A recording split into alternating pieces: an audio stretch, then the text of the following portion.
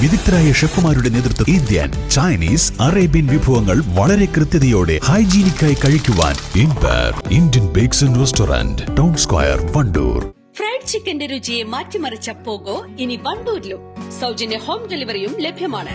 Kairali's pogo grill near Lubna theatre, Manjeri road, Wandoor.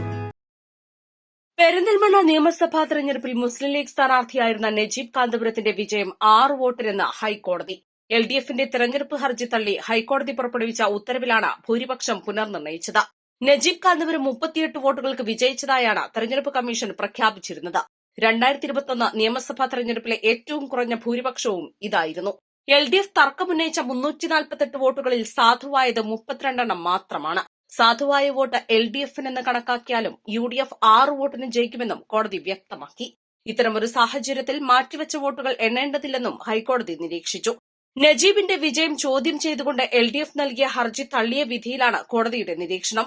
August 8-നാണ് Najeeb കാന്തപുരത്തിന്റെ വിജയം ഹൈക്കോടതി ശരിവച്ചത്.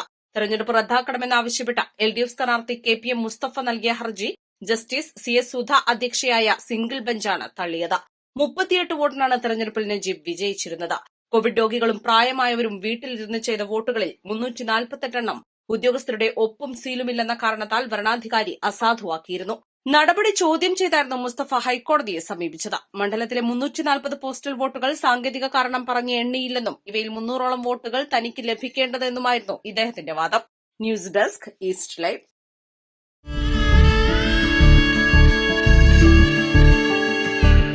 നമ്മുടെ ബന്ധങ്ങൾക്ക് നൽകാം സുതാര്യതയുടെ പൊൻതിളക്കം.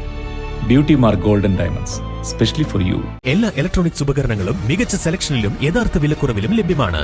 മികച്ച വിൽപ്പനാനന്തര സേവനവും ഷെർഫിയ ഉറപ്പു നൽകുന്നു. മാത്രമല്ല പലിശരഹിത EMI സൗകര്യവും ലഭ്യമാണ്. Sherfiya electronics and home needs, Nilambur road, Wandoor.